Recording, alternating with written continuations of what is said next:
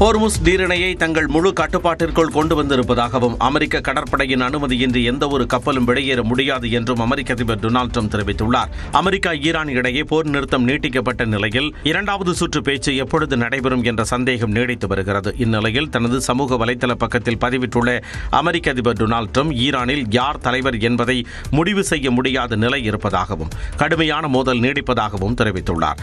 தற்போது ஹோர்முஸ் நீரிணையை தாங்கள் முழு கட்டுப்பாட்டிற்கு கொண்டு வந்திருப்பதாக அமெரிக்க கடற்படையின் அனுமதியின்றி எந்த ஒரு கப்பலும் ஹோர்முஸ் நீரிணையை கடந்து செல்ல முடியாது என்றும் அவர் தெரிவித்துள்ளார்.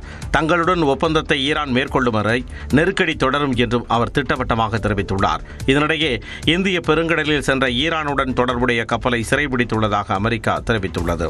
ஈரானில் இருந்து பெட்ரோலியத்தை கொண்டு சென்ற கப்பலை பிடித்துள்ளதாகவும் இதற்காக இரவு முழுவதும் அதிரடி நடவடிக்கை மேற்கொண்டதாகவும் குறிப்பிட்டுள்ளது. தமிழ்நாடு சட்டப்பேரவை தேர்தல் அமைதியாக நடைபெற்று முடிந்த நிலையில் முன்னெப்போதும் இல்லாத வகையில் 85 விழுக்காடுகளுக்கு மேல் வாக்குகள் பதிவாகி புதிய சாதனை படைக்கப்பட்டுள்ளது.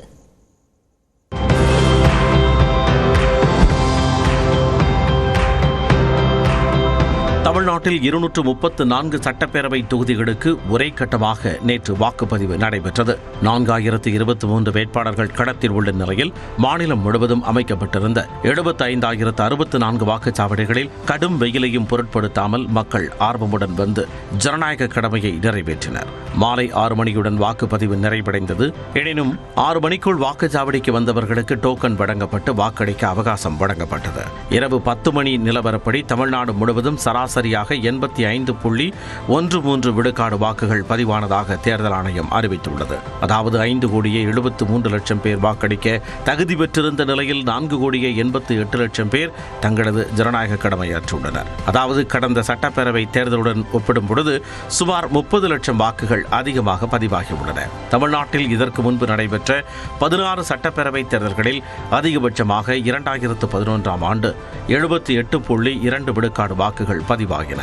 அதற்கு முன்னதாக 1967ஆம் ஆண்டில் 76.57 விழுக்காடு வாக்குகள் பதிவானதே அதிகபட்ச வாக்குப்பதிவு சாதனையாக இருந்தது. தற்பொழுது வாக்காளர் பட்டியல் சிறப்பு தீவிர திருத்த பணிகளுக்கு பிறகு நடைபெற்ற முதல் தேர்தலில் வரலாறு காணாத வகையில் 85 விழுக்காடுகளுக்கு மேல் வாக்குகள் பதிவாகியுள்ளன. இதற்கு SIR பணிகள் ஒரு காரணமாக கூறப்பட்டாலும் முதல் தலைமுறை வாக்காளர்கள் ஆர்வத்துடன் வந்து வாக்களித்ததும் மற்றொரு காரணமாக கூறப்படுகிறது. மாநிலம் முழுவதும் தேர்தல் அமைதியான முறையில் நடந்து முடிந்த நிலையில் அரசியல் கட்சிகளின் முகவர்கள் முன்னிலையில் வாக்குப்பதிவு இயந்திரங்கள் சீல் வைக்கப்பட்டு பலத்த பாதுகாப்புடன் வாக்கு எண்ணும் மையங்களுக்கு அனுப்பி வைக்கப்பட்டன. வாக்கு எண்ணும் மையங்களில் 4 அடுக்கு பாதுகாப்பு ஏற்பாடுகள் செய்யப்பட்டுள்ளன.